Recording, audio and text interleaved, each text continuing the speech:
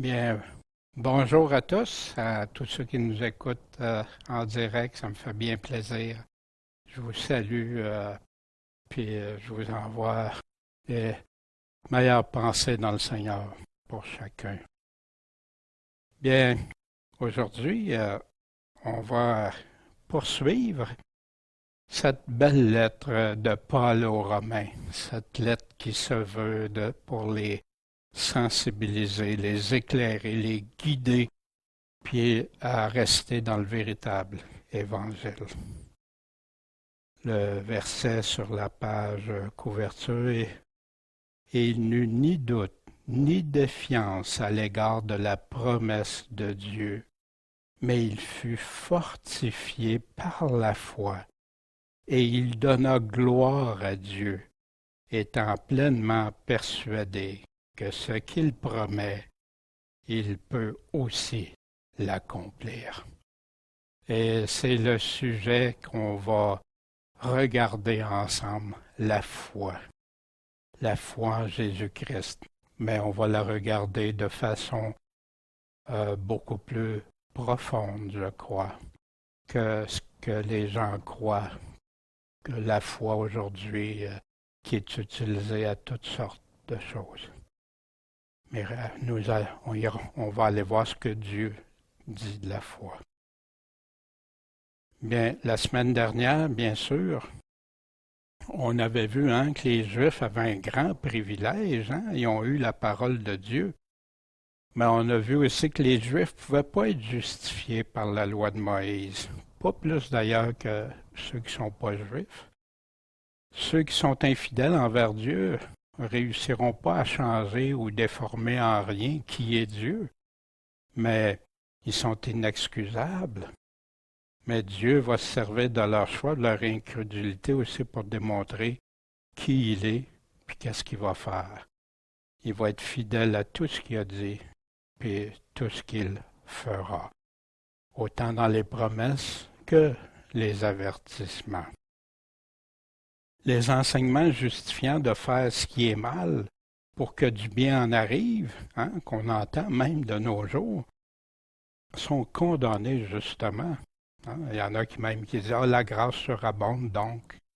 Mais c'est pas ça. On verra ce que Paul dit quand il parle de ça. La seule justification possible pour tous devant Dieu, c'est la foi. Mais la véritable foi en Jésus-Christ qu'on va regarder plus en détail aujourd'hui. Mais sans les œuvres de la loi de Moïse. Sinon, Christ sera mort en vain, que Paul nous dit. La doctrine de Jésus-Christ contredit ou s'oppose pas à la loi que Paul nous parle dans les derniers versets. Mais au contraire, ça confirme encore davantage parce que la loi et les prophètes rendaient justement témoignage de Jésus-Christ. Alors, ça ne pouvait pas, Jésus lui-même a dit qu'il accomplirait la loi. Il devait accomplir la loi aussi. Et avant de poursuivre pour ce matin, d'aller lire, si vous voulez bien, on va demander à Dieu de nous guider, nous bénir dans ses paroles, que son Esprit Saint nous éclaire. Parce qu'il y a des paroles parfois, comme même Pierre nous disait, qu'ils peuvent être plus difficiles à comprendre, surtout quand les gens ont été habitués à les regarder de façon peut-être superficielle. Bien, bon Père céleste, c'est à toi qu'on demande. On demande ta direction. Seigneur, tu veux qu'on t'aime, qu'on te suive, qu'on t'obéisse. Puis pour ça, on a besoin de bien comprendre. Fait que guide-nous, assure-nous, Seigneur, on va être en pleine assurance dans ce qu'on comprend puis ce qu'on fait par amour pour toi. Merci, Seigneur. En ton nom, Jésus-Christ, notre Maître, notre Sauveur. Amen. Bien, dans le chapitre 4, on va faire la lecture comme on fait habituellement. Quel avantage dirons-nous donc qu'Abraham, notre père, a obtenu selon la chair? Car si Abraham a été justifié par les œuvres, il a sujet de se glorifier, mais non pas devant Dieu. Car que dit l'Écriture? Abraham crut à Dieu, et cela lui fut imputé à justice. Or, le salaire de celui qui travaille est regardé non comme une grâce, mais comme une dette. Mais pour celui qui ne travaille pas, mais qui croit en celui qui justifie le pécheur, sa foi lui est imputée à justice. C'est ainsi que David exprime le bonheur de l'homme à qui Dieu impute la justice sans les œuvres. Heureux ceux dont les iniquités sont pardonnées et les péchés couverts. Heureux l'homme à qui le Seigneur n'imputera pas le péché. Ce bonheur donc n'est-il que pour les circoncis, ou est-il aussi pour les incirconcis? Car nous disons que la loi d'Abraham lui fut imputée à justice. Excusez, la foi d'Abraham. Quand lui a-t-elle été imputée? Est-ce qu'il a été lorsqu'il a été circoncis ou lorsqu'il ne l'était pas? Ça n'a pas été après la circoncision, mais avant. Et il reçut le signe de la circoncision comme un sceau de la justice de la foi qu'il avait eue, étant incirconcis, afin d'être le père de tous ceux qui croient, quoique incirconcis, et que la justice leur fut aussi imputée, et afin d'être aussi le père des circoncis, savoir de ceux qui ne sont point seulement circoncis, mais encore qui suivent les traces de la foi que notre père Abraham a eue avant d'être circoncis. En effet, la promesse d'avoir le monde pour héritage n'a pas été faite à Abraham ou à sa postérité par la loi, mais par la justice de la foi. Car si ceux qui sont de la loi sont les héritiers, la foi est anéantie et la promesse est abolie, car la loi produit la colère. En effet, où il n'y a pas de loi, il n'y a pas de transgression. C'est donc par la foi que nous sommes héritiers, afin que ce soit par grâce et que la promesse soit assurée à toute la postérité, non seulement à celle qui est de la loi, mais aussi à celle qui de la foi d'Abraham, lequel, selon qu'il est écrit, je t'ai établi pour être père de plusieurs nations. Est notre Père à tous devant Dieu auquel il a cru, qui a fait revivre les morts et appelle les choses qui ne sont pas, comme si elles étaient, espérant contre tout sujet d'espérer, il a cru qu'il deviendrait le Père de plusieurs nations, selon ce qui avait été dit, telle sera ta postérité. Et comme il n'était pas faible dans la foi, il n'eut point d'égard à ce que son corps était déjà amorti, puisqu'il avait près de 100 ans, ni à ce que Sarah n'était plus en âge d'avoir des enfants. Et il n'eut ni doute ni défiance à l'égard de la promesse de Dieu, mais il fut fortifié par la foi, et il donna gloire à Dieu, étant pleinement persuadé que ce qu'il promet, il peut aussi l'accomplir. C'est pourquoi cela lui fut imputé à justice. Or, ce n'est pas seulement pour lui qu'il est écrit que cela lui fut imputé, mais c'est aussi pour nous, à qui cela sera aussi imputé. Pour nous qui croyons en celui qui a ressuscité des morts, Jésus, notre Seigneur, lequel a été livré pour nos offenses et qui est ressuscité pour notre justification. Amen. Merci Seigneur. Bien, maintenant, allons voir un peu plus en détail. Voici que Paul prend l'exemple d'Abraham. Quel avantage dirons-nous donc qu'Abraham, notre père, a obtenu selon la chair? Et en parlant d'Abraham, c'est un point central dans toute la Bible, la foi d'Abraham. Abraham est utilisé, nommé, cité à 237 reprises dans la Bible, dont 72 fois dans le Nouveau Testament, la Nouvelle Alliance. Quel avantage qu'il y a eu, Abraham? Vous vous souvenez, Paul avait fait le même style de réflexion, de questionnement au chapitre 3. Quelle est donc la prérogative du juif ou quelle est l'utilité de la circoncision? Hein? Vous vous souvenez du fil conducteur qui est toujours en train de parler à des juifs, premièrement, puis toujours comparer avec ce que Dieu demande et convaincre le juif qu'il n'est plus sous cette loi, qu'il n'est plus sous la circoncision de la chair, mais celle du cœur. Car si Abraham a été justifié par les œuvres, il a sujet de se glorifier, mais pas devant Dieu.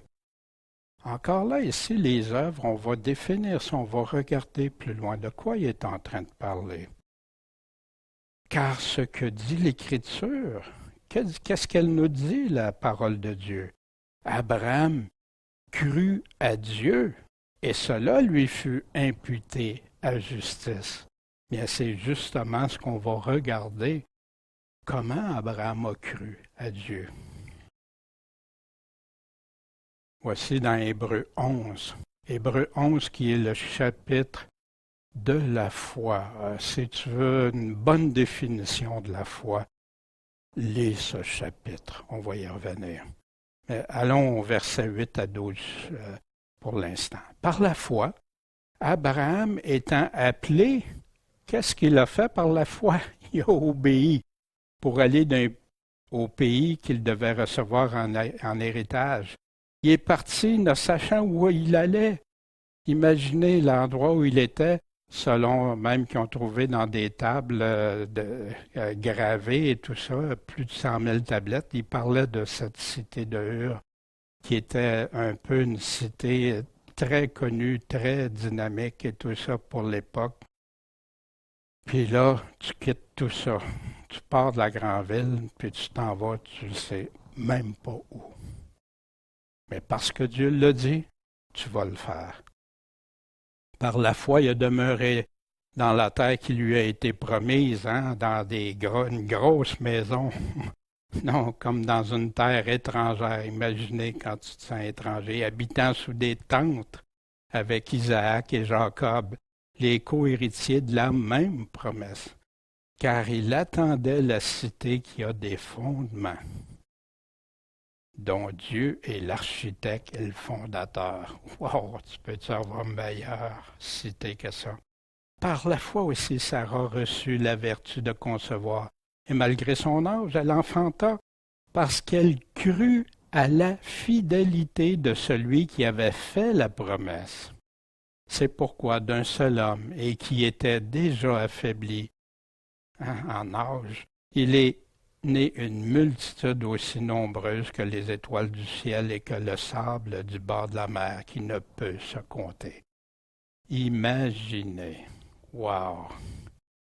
C'est comme tous les obstacles qu'il y avait pour la foi d'Abraham. Mais Abraham crut à Dieu. Abraham vivait par la foi. Par la foi, le test ultime de sa foi, cette même postérité qui avait été promise. Par la foi, Abraham offrit Isaac quand il a été éprouvé, quand Dieu avait dit, va sacrifier ton fils, ton unique. Wow! Imaginez, Abraham, qu'est-ce qu'il a fait? Abraham offrit Isaac lorsqu'il fut éprouvé. Chaque homme et femme de Dieu est éprouvé en quelque part dans sa foi. Et que celui qui avait reçu les promesses offrit son unique, dont il avait été dit, c'est en Isaac que ta postérité sera appelée. Quand il dit ici son unique, parce que c'est celui-là que Dieu lui avait promis, et non pas l'erreur qu'Abraham a fait avant avec la servante. ayant pensé en lui-même que Dieu pouvait même le ressusciter des morts, aussi le recouvra-t-il par une sorte de résurrection. Hein, quand Dieu a dit non, l'ange, non, pose ça, puis Dieu va pourvoir. Et voici dans Hébreux 10, hein, ce que Paul nous avait déjà dit dans le premier chapitre de Romains. Or, le juste vivra par la foi. Mais si quelqu'un se retire, mon âme ne prend pas de plaisir en lui. Pour nous, nous ne sommes pas de ceux qui se retirent pour se perdre, mais de ceux qui croient pour le salut de leur âme. Quelle importance ça a! Aujourd'hui, les gens se font conter toutes sortes d'histoires qui sont sauvées et qui n'ont pas besoin de rien d'autre. Ils sont riches, mais on va voir ça tantôt. Voici Jacques. Jacques va prendre un même exemple que Paul, mais on va voir où il va aller avec ça. Mes frères, que servira-t-il à quelqu'un de dire qu'il a la foi s'il n'y a pas les œuvres? Cette foi peut-elle le sauver? Hein, Paul venait de dire la foi sans les œuvres. On va aller regarder ça. La Bible ne se contredit jamais, soyez rassurés. Et si un frère ou une sœur sont nus et qu'ils manquent la nourriture de chaque jour, et que quelqu'un de vous leur dise, allez en paix, chauffez-vous, trouvez-vous, rassasiez-vous en quelque part, et que vous ne leur donniez pas ce qui leur est nécessaire pour le corps, à quoi ça sert? Puis on va voir parce que Jacques ici utilise des enseignements de Jésus-Christ. On va voir ça bientôt. Il en est de même de la foi. Si elle n'a pas les œuvres, elle est morte en elle-même. Pour un Jésus, un sauveur vivant, une foi morte, wow! Mais quelqu'un dira, tu as la foi et moi j'ai les œuvres. Montre-moi ta foi par tes œuvres, puis moi je te montrerai ma foi par mes œuvres. Les œuvres sont devenues pratiquement comme la lèpre pour plusieurs, à en entendre plusieurs. Mais ce n'est pas ce que la Bible dit. Il y a des œuvres qui conduisent à la perdition. Puis vouloir être sauvé par les œuvres de la loi, tu abolis l'évangile de Jésus-Christ. On va voir ça. Abraham crut à Dieu. Et voici, il va prendre le même exemple que Paul. Tu crois qu'il y a un seul Dieu? Tu fais bien. Les démons le croient aussi.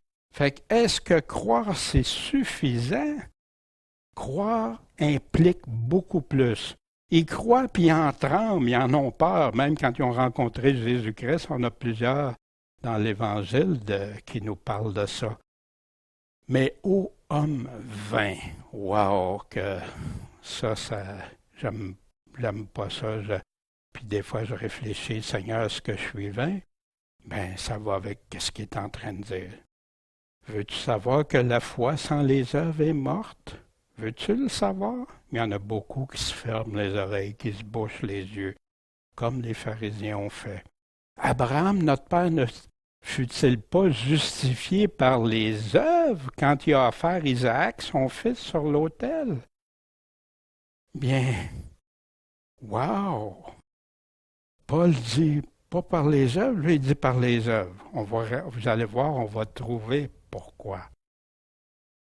Ne vois-tu pas que la foi agissait avec ses œuvres et que par les œuvres, la foi fut rendue parfaite, complète? Ainsi, ce que dit l'Écriture s'accomplit. Abraham crut à Dieu et cela lui fut imputé à justice. Il fut appelé ami de Dieu. Wow! Est-ce qu'on n'aspire pas tous à ça, d'être appelé ami de Dieu? Il nous le dit comment être ses amis. Jésus nous dit, celui qui obéit à mes commandements est mon ami, celui qui m'aime m'obéit. Donc, vous voyez que l'homme est justifié par les œuvres et non par la foi seulement. Ça, cette phrase-là m'avait beaucoup interpellé parce que moi, dans ce que j'avais appris, la foi seulement, mais la Bible dit le contraire. Non par la foi seulement. Pourquoi? Est-ce qu'il y a une contradiction? Non. on va regarder de quelle foi il parle. Jacques et les autres apôtres ne font que répéter abondamment des paroles de Jésus, parfois dans les mots qu'ils utilisent, qui sont présentés différemment, mais les mêmes enseignements.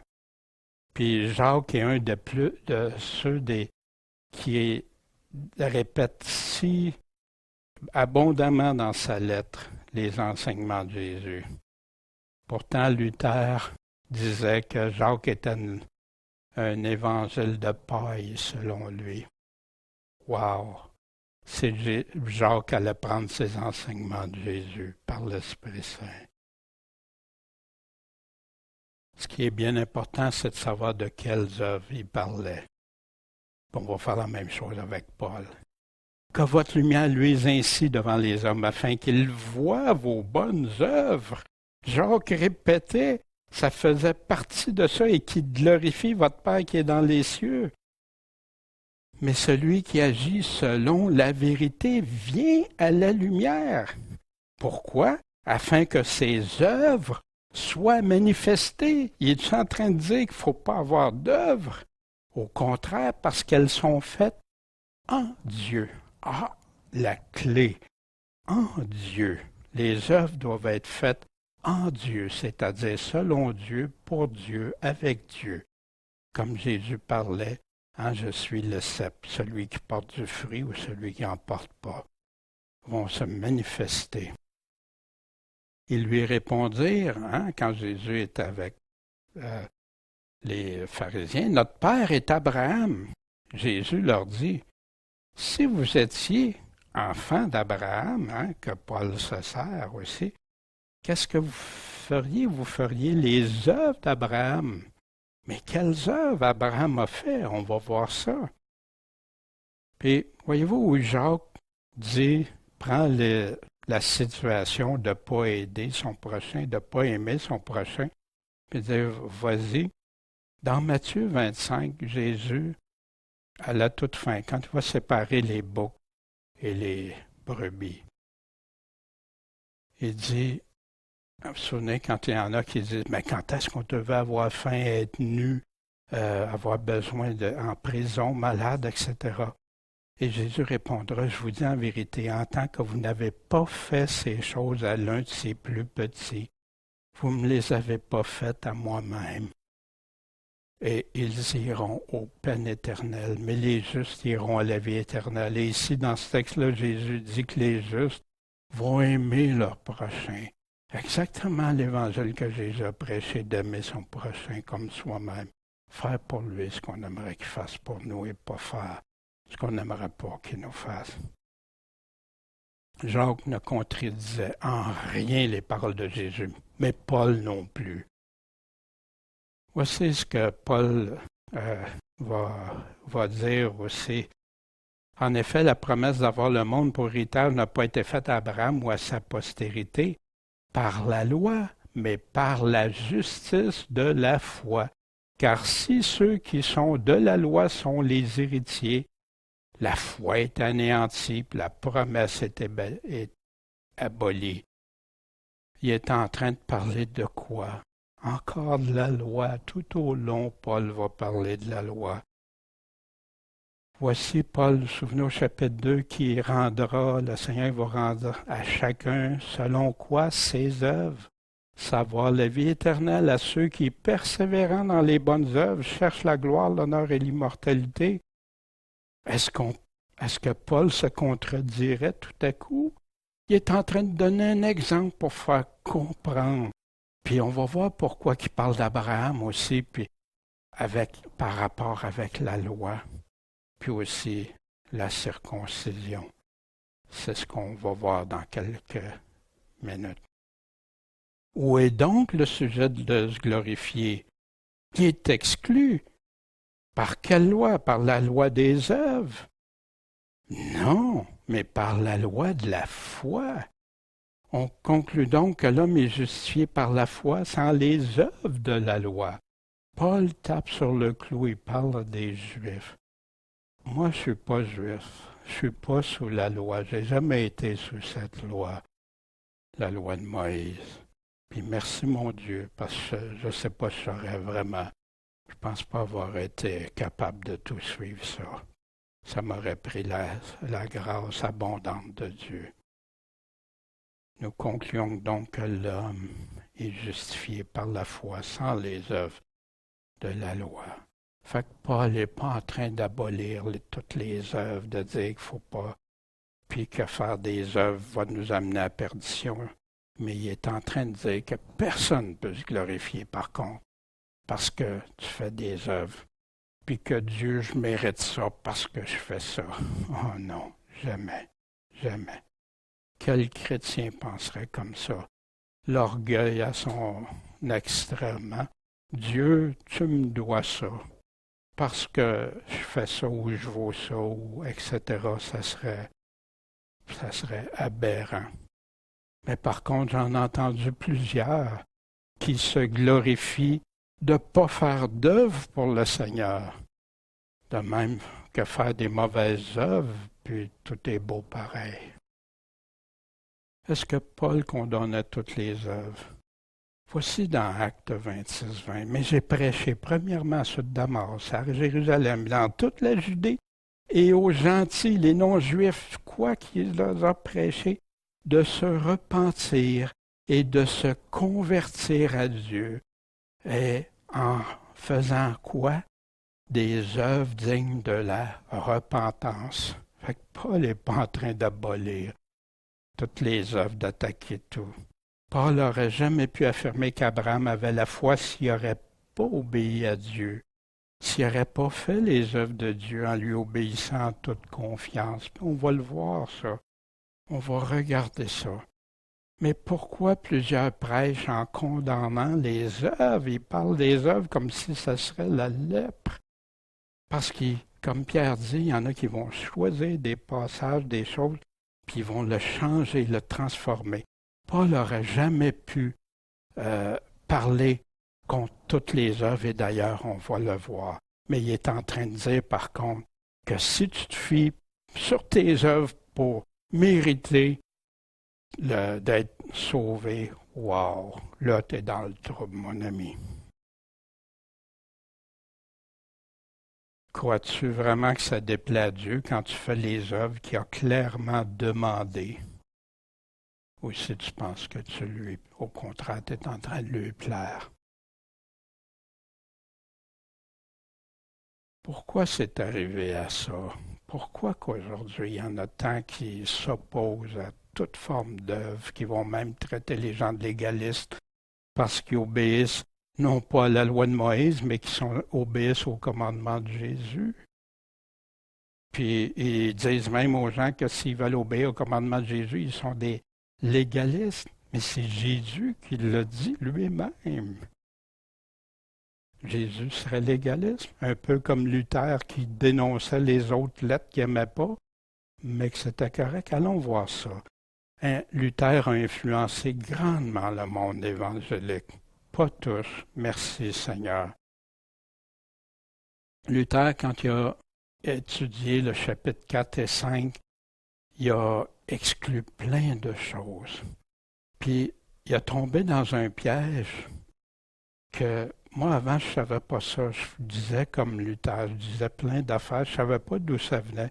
Mais à un moment donné, quand j'ai commencé à étudier ça, à regarder ça, mais pourquoi il nous dit des choses comme ça? Puis là, j'avais de la misère à comprendre la Bible parce que ça ne s'arrimait pas vraiment. Il fallait extraire des paroles ou des passages. Mais Luther, ce qu'il voulait, il voulait affirmer, à partir de ses 95 thèses, affirmer, dénoncer les abus de l'Église catholique, puis il avait tout à fait raison dans ça, c'est correct. Mais malheureusement, il est tombé dans des idées préconçues. Un peu comme moi j'ai déjà fait quand je lisais ma Bible, puis là je voulais trouver des passages qui s'appliquaient à certaines personnes ou certaines choses, puis j'excluais le reste malheureusement. Il cherchait des passages, des versets, des mots qui pourraient justifier ce qu'il voulait affirmer, même passer par-dessus les épîtres, les paroles de Jésus, puis en venir à contredire même des fois des choses. À dire que d'évangile de paille. Elles se mettent en juge du Nouveau Testament, puis disent ça c'est de Dieu, ça c'est pas vrai. C'est comme de Dieu, mais pas vraiment. Voyons donc, ça n'a aucun bon sens. Puis pourtant, il disait par la Bible seulement. Wow! Mais il choisissait. Puis pourquoi c'est arrivé? Il choisissait qu'est-ce qu'il allait dans son sens qui lui convenait. Parce que dans ses références d'autorité, malgré le fait qu'il disait la Bible seulement, c'était la Bible interprétée par la philosophie et la théologie d'Augustin. Augustin a été un philosophe dans la philosophie grecque. Puis il a gardé de ça quand il a mis dans l'Évangile. On regardera à nouveau comment il interprétait des passages de la Bible. C'est incroyable. Puis il a écrit des livres, des choses que c'est en contradiction même avec ce que la Bible nous dit. Mélanger des définitions incomplètes, mélanger ou rajouter avec des choses non bibliques, des doctrines étrangères, c'est ça, des enseignements qui ne viennent pas de la Bible, mais mélanger. Là, il a fait ça avec le mot croire, la grâce, la sanctification, le salut à certains aspects. Puis, il a amené des doctrines étrangères basées sur la philosophie grecque. Wow! Puis, il a été mis comme un des 4 pères de l'Église catholique. Et malheureusement, certains protestants, dont Luther, qui était d'Augustin, qui suivait la pensée d'Augustin, puis Calvin par la suite, et ainsi de suite, qui a influencé beaucoup. Mais voici, Dieu va définir la foi d'Abraham. Qu'est-ce que Dieu dit à propos de la foi d'Abraham? Dans Genèse, au chapitre 25, versets 3-5, il est en train de parler à Isaac, séjourne dans ce pays et je serai avec toi et je te bénirai, je te donnerai à toi et à ta postérité tous ces pays. Je mettrai à exécution le serment que j'ai fait à Abraham, ton père, et je multiplierai ta postérité comme les étoiles des cieux, la même promesse. Et je donnerai à ta postérité tous ces pays-ci, et toutes les nations de la terre seront bénies en ta postérité. C'est pas nouveau, hein, les Juifs, non-Juifs. Pourquoi? Et Dieu va nous dire le pourquoi. Quel genre de foi Abraham avait? Parce qu'Abraham a obéi à ma voix. Quand Dieu disait quelque chose, pars Abraham, ou fais ça Abraham, telle chose Abraham, sacrifie ton fils, et a gardé ce que je lui avais ordonné. Il a persévéré, il a resté dans ce que Dieu disait, mes commandements, mes statuts et mes lois. Bien avant que la loi de Moïse, Dieu parlait, ami de Dieu. Croyez-vous que Dieu parlait pas à son ami, puis lui disait pas ce que Dieu trouvait bien ou pas bien, ou qu'est-ce qu'il voulait qu'il fasse? Wow! Voici ce que Dieu, quand il définit la foi d'Abraham. Paul n'aurait jamais contredit Dieu, jamais.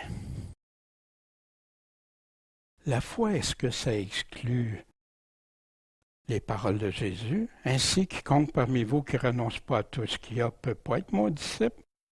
La foi, on n'a plus besoin de ça pour croire Jésus-Christ, croire en lui. Celui qui aime sa vie la perdra et celui qui hait sa vie en ce monde la conservera. Pourquoi? La vie éternelle.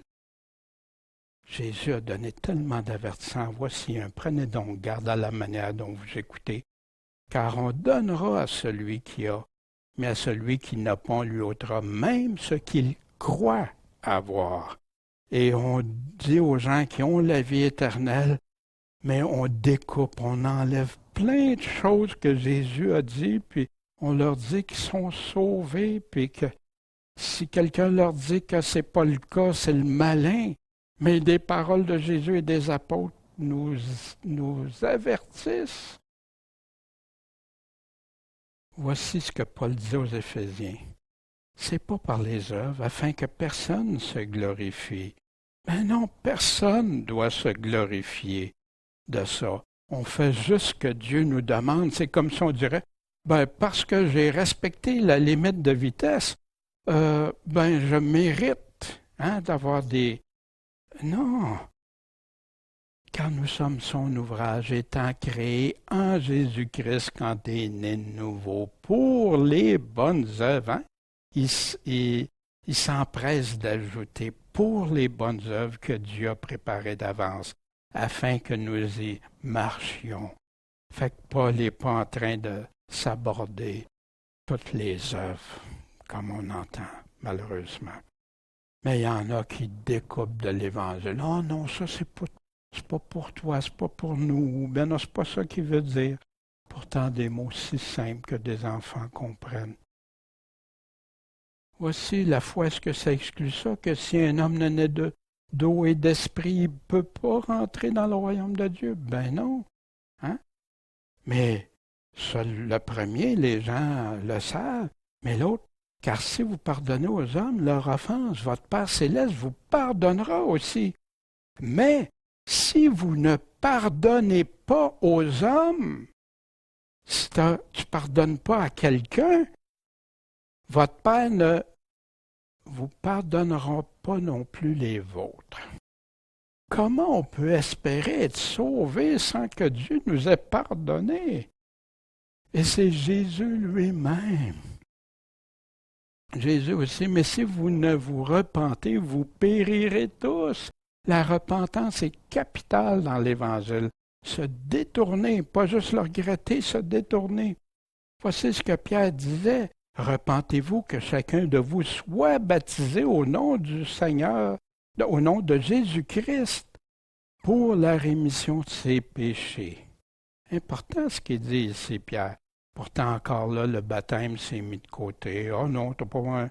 Ah, il y a plein d'enseignements, mais pourquoi toute l'Église a été baptisée au tout début et dans les siècles par la suite, et vous recevrez le don. Mais il y en a qui vont découper. J'aime bien être de nouveau, mais l'autre, j'aime pas ça. Fait que ça, ben, je vais l'enlever. C'est pas comme ça que ça marche avec Dieu.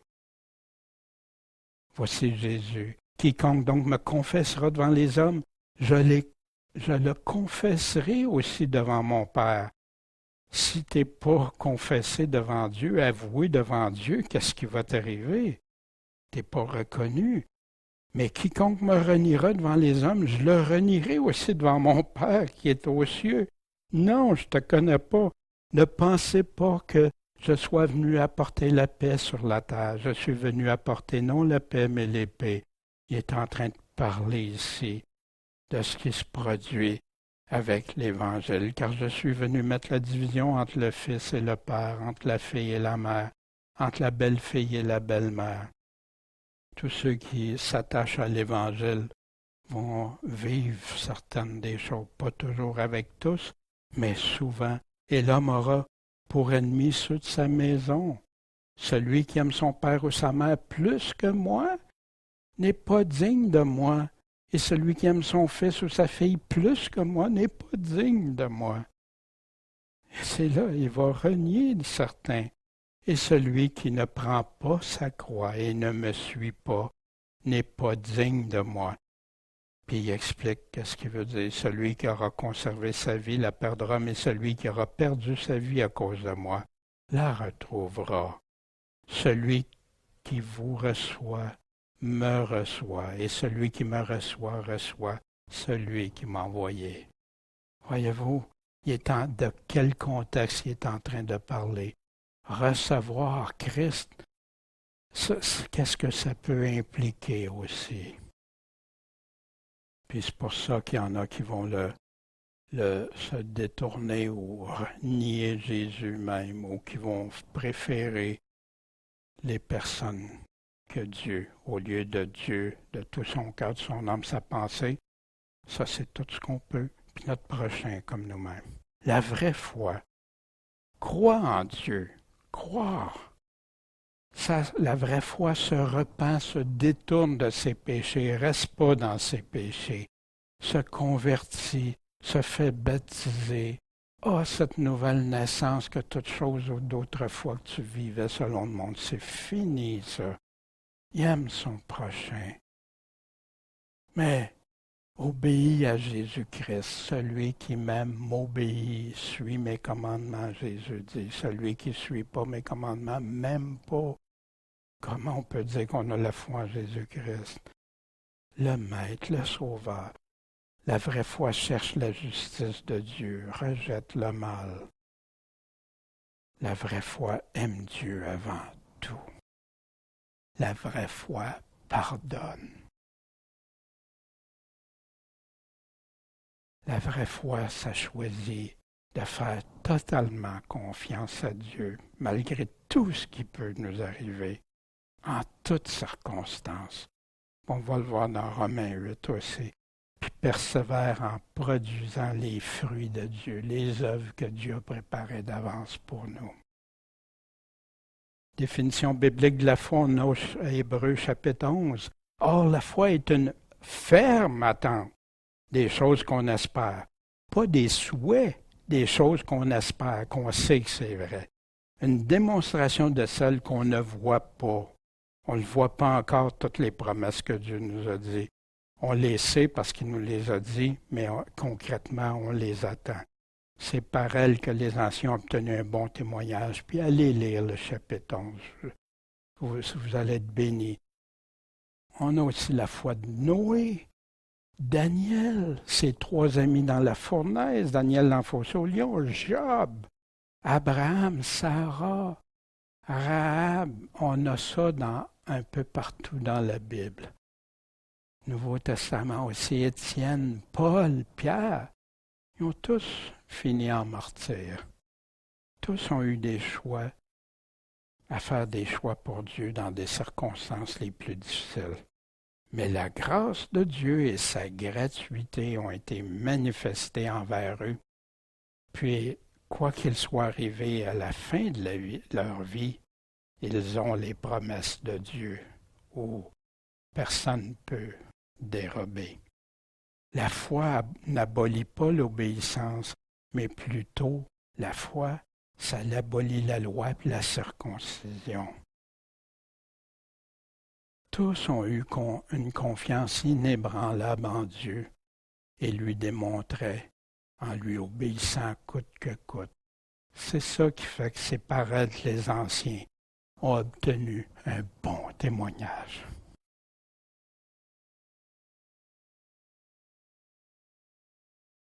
Or, le salaire de celui qui travaille, c'est regardé non comme une grâce, mais comme une dette.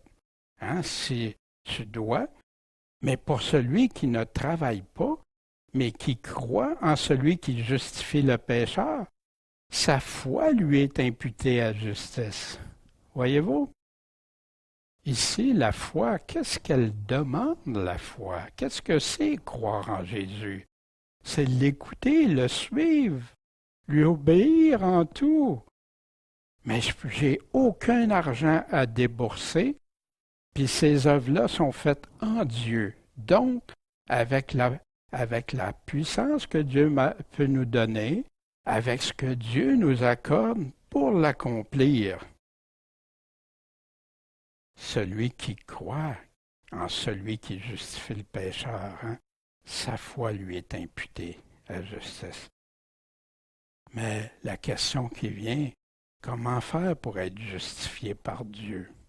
Est-ce que Dieu nous laisse dans l'inconnu à ce sujet-là? Mais non, vous vous souvenez, Paul, j'ai prêché premièrement quoi?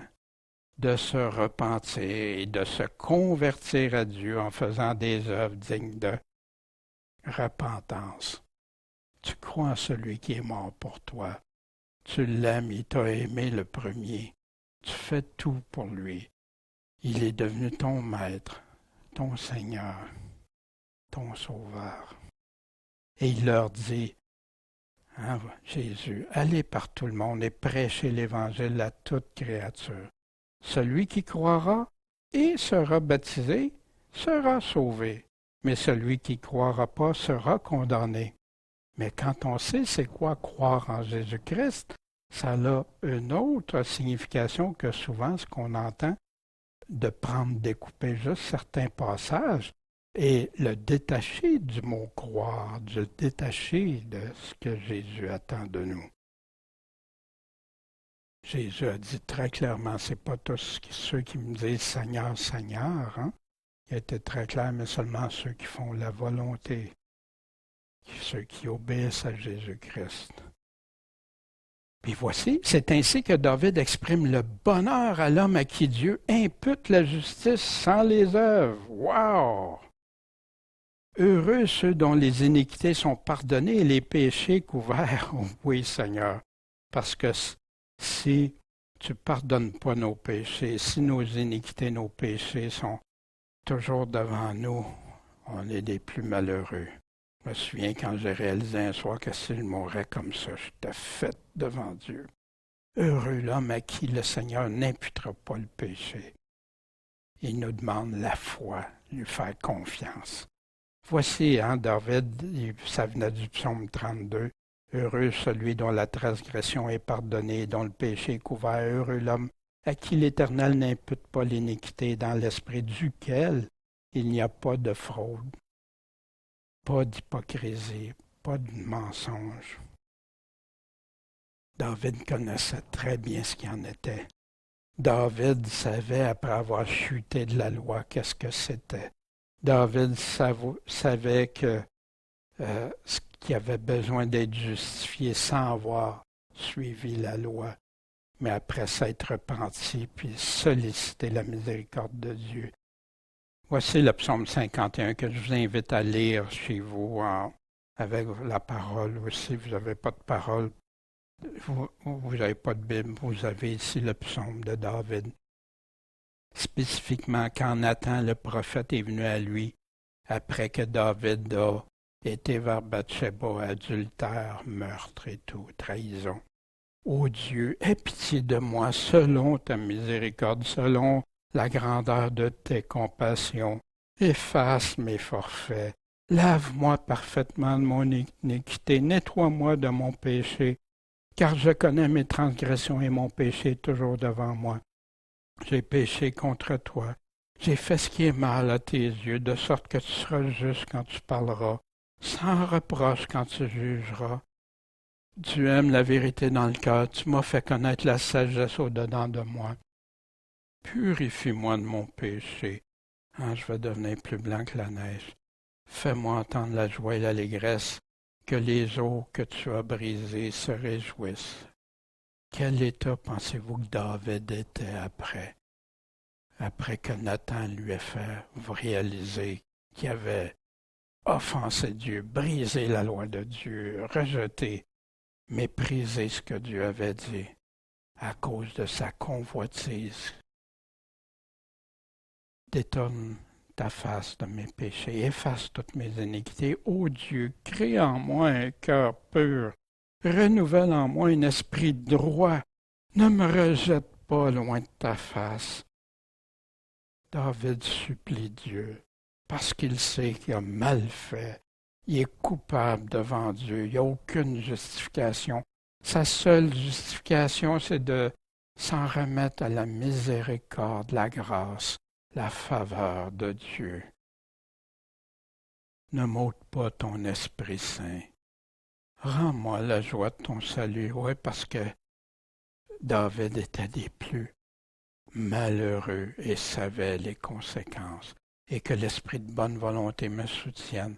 J'enseignerai tes voies aux transgresseurs, et les pécheurs se convertiront à toi. Délivre-moi du sang versé. Ma langue chantera hautement ta justice. Seigneur, ouvre mes lèvres et ma bouche publiera ta louange, car tu ne prends pas plaisir au sacrifice. Autrement, je t'en donnerais. L'Holocauste n'est pas agréable. Le sacrifice agréable à Dieu, c'est quoi? C'est un esprit brisé qui a réalisé ce qu'il a fait. Ô Dieu, tu ne méprises pas le cœur contré et brisé. Puis, il finit avec des demandes de bénédiction. David exprimait le bonheur de ceux que sans les œuvres, sans avoir suivi les œuvres de la loi, des péchés commis devant Dieu. Son seul espoir, c'était la miséricorde de Dieu.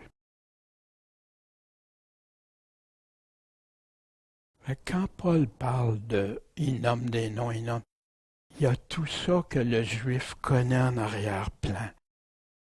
Ce bonheur donc n'est-il que pour les circoncis ou l'est-il pour les incirconcis?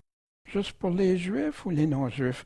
Car nous disons que la foi d'Abraham lui fut imputée à justice. Fait que là, Paul va nous amener la circoncision, pour toi, le Juif, là, que c'est si important.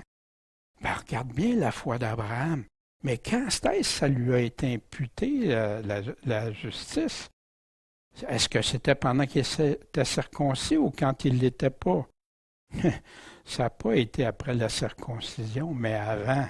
Fait qu'Abraham n'était même pas circoncis, puis toi, tu veux utiliser la circoncision. Puis c'est le père de la foi. Et il reçut le signe de la circoncision après comme étant un sceau de la justice de la foi qu'il avait eu, comme une marque, étant incirconcis afin d'être le père de tous ceux qui croient, juifs ou non-juifs, quoique incirconcis, que la justice leur fut aussi imputée.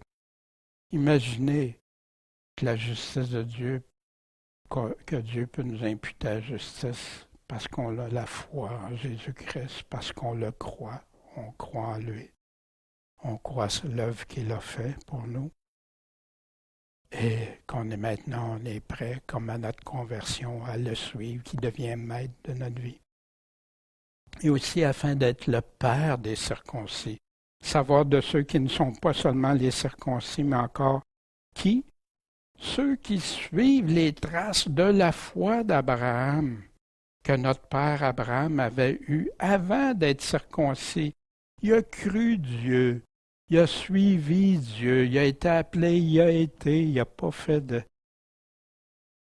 Puis voici l'apôtre Paul, aussi fortifiant l'esprit des disciples, les exhortant à persévérer dans la foi, ceux qui suivent les traces de la foi d'Abraham, en leur représentant que c'est par beaucoup d'afflictions qu'il nous faut entrer dans le royaume de Dieu. Si tu souffres pour la foi en Jésus-Christ. Mais le Seigneur nous a toujours dit qu'on ne serait pas mieux traité. Puis il y a des périodes difficiles. J'en sais quelque chose. Et plein d'autres en savent. J'ai des amis, des frères, peut-être qui écoutent, qui vivent des choses difficiles. Mais le Seigneur nous l'avait dit d'avance, tout ça. C'est pas une surprise, à moins qu'on t'ait prêché un autre évangile, un évangile dilué. En effet, la promesse d'avoir le monde pour héritage n'a pas été faite à Abraham ou à sa postérité par la loi, mais par la justice de la foi, parce que Dieu a choisi ça. Dieu, c'est impossible de plaire à Dieu si on ne croit pas en lui, on n'a pas la foi en lui, premièrement. Puis après ça, il nous dit, on a vu dans la lettre aux Hébreux, vous vous souvenez, on avait vu toutes ces choses-là pour ceux qui étaient là. Voici donc, quant au contrat que Dieu a auparavant confirmé en Christ, la loi qui n'est venue que combien de temps?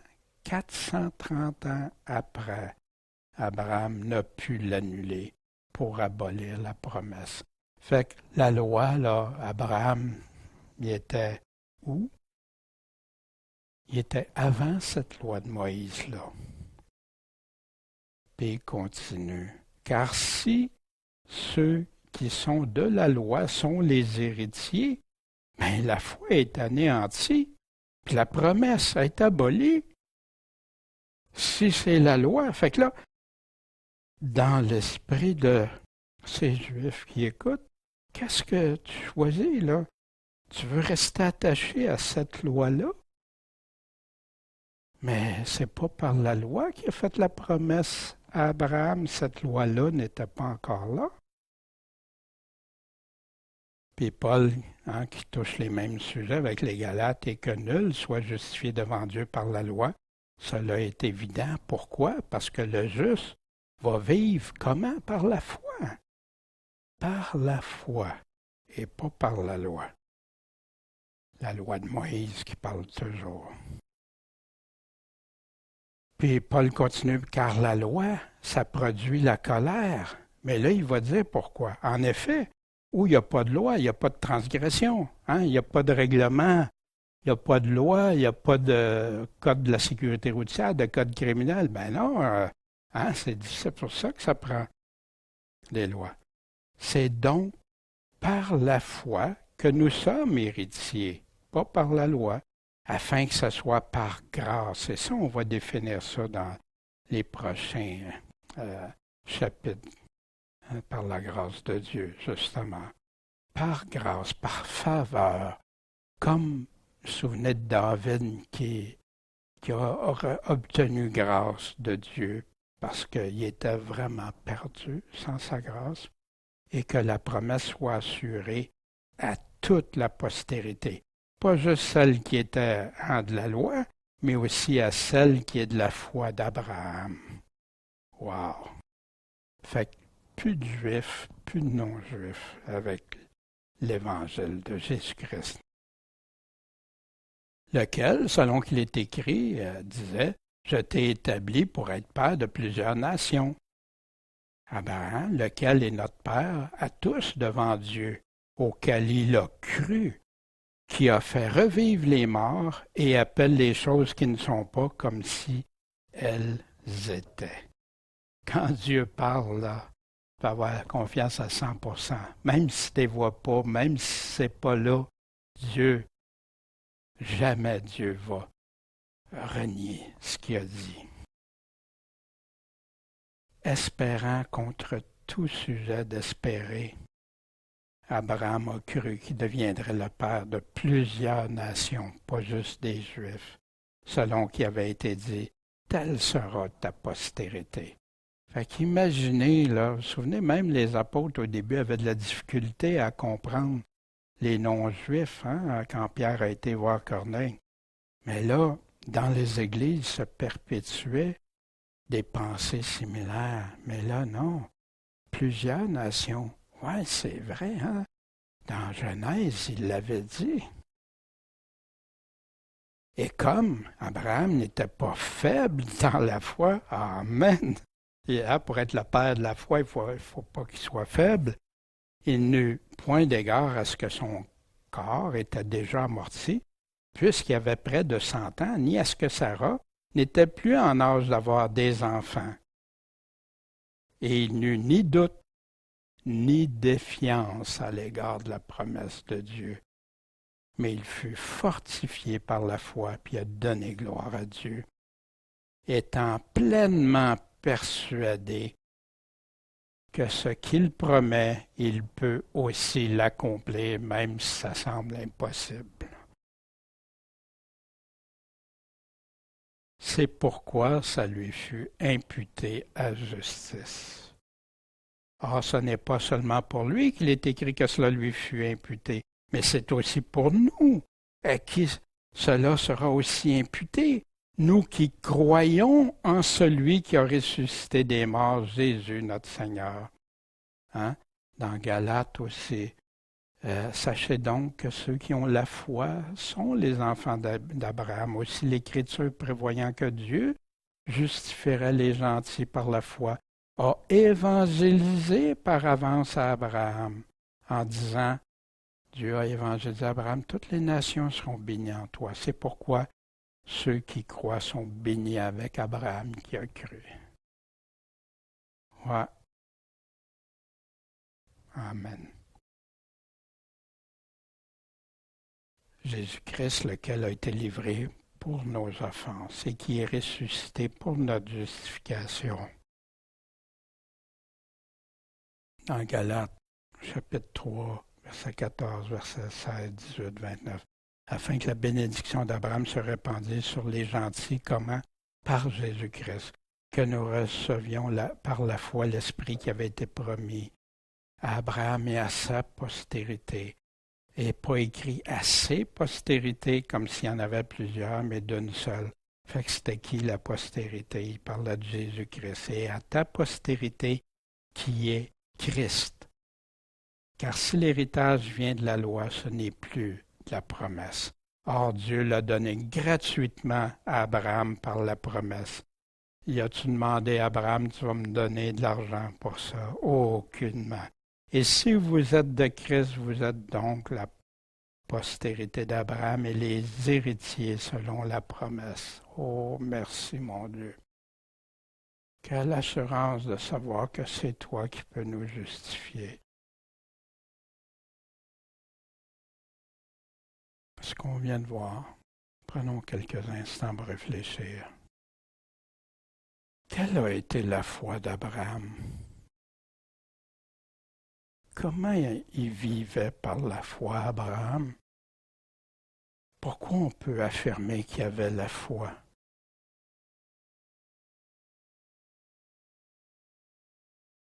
Dieu, lui, qu'est-ce qu'il dit?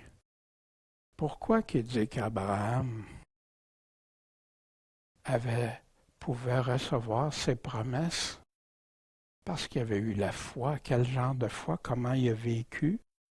Abraham a obéi, il a écouté, il l'a suivi. Il ne mettait pas en doute. Puis quand il y a eu des doutes, parce que c'est arrivé, il s'est repenti, il est retourné vers Dieu. Est-ce qu'on aurait pu dire que Paul aurait pu affirmer qu'Abraham avait la foi si Abraham n'avait pas obéi à Dieu?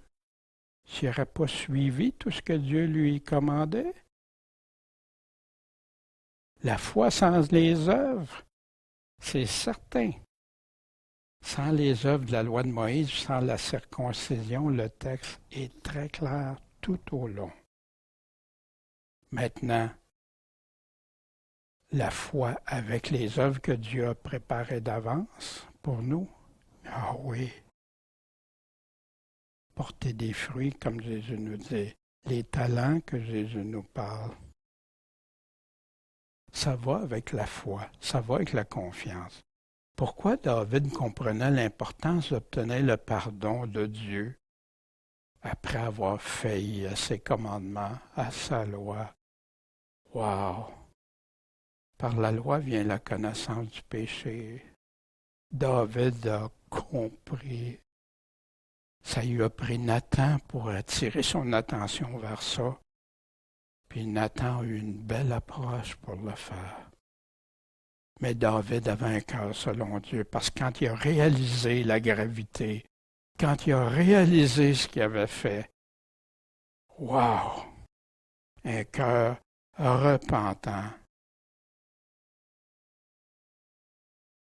humble, brisé devant Dieu.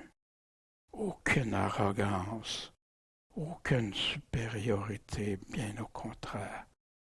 Tout enfant de Dieu va vouloir marcher humblement, sans prétention, sans se prendre pour quelqu'un d'autre, mais d'être selon ce que Dieu dit.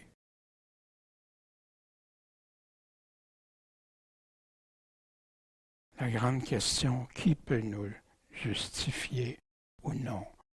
Qui va nous dire oui, entre ou non? Qui va dire je vous connais ou je vous reconnais pas? Quels sont les critères qu'il a établis? La foi inclut ça. Ce n'est pas séparé de ça. Qui aura raison? Luther? Plein de personnes qui vont prêcher des choses qui détachent du texte, ajoutent. C'est un choix personnel à chacun. Mais je suis béni que mes frères et sœurs que je connais aiment la vérité, cherchent ce que Dieu dit, puis n'essaieront pas de se justifier en vivant de manière désordonnée à Dieu, en l'offensant, en méprisant ses paroles, ou bien au contraire. Puis une question que je me suis posée. Daniel, as-tu la foi d'Abraham? Qu'est-ce que te demande Dieu? De suivre humblement, de croire en lui, de le craindre lui, suivre ce qu'il me demande, sans contestation. Le fais-tu totalement avec confiance? Vous savez, on peut avoir la pleine assurance en Dieu, être ami de Dieu. Puis oui, il y a des fois que ça ne va pas comme on veut. Il y a des fois que, mais ça lui appartient, c'est à lui. Puis Seigneur, garde-nous dans ces voies-là. Puis je te prie que pour toute personne qui pourrait peut-être écouter, que ça peut sembler contraire à tout ce qu'il a entendu, mais de revenir écouter ce que ta parole dit, Seigneur. On n'a aucun avantage, Seigneur. Le but est simplement par amour après avoir constaté tous les dégâts de cette foi moderne, Seigneur, qui met en dessous de la couverte plein de tes paroles, puis que les gens sont dans la confusion et vivent certains tièdes, certains comme mauvais serviteurs, certains qui croient qu'ils sont riches puis qui n'ont pas besoin de rien d'autre, puis que tout est beau. On leur donne une fausse assurance, Seigneur, quand on ne leur dit pas tout ton évangile, tout le conseil de Dieu, comme Paul disait. Mon Père céleste, guide-nous, fortifie-nous, rends-nous avec le bon combat de la foi en portant ton armure, en ton Saint-Nom Jésus-Christ, notre Maître, notre Sauveur. Amen.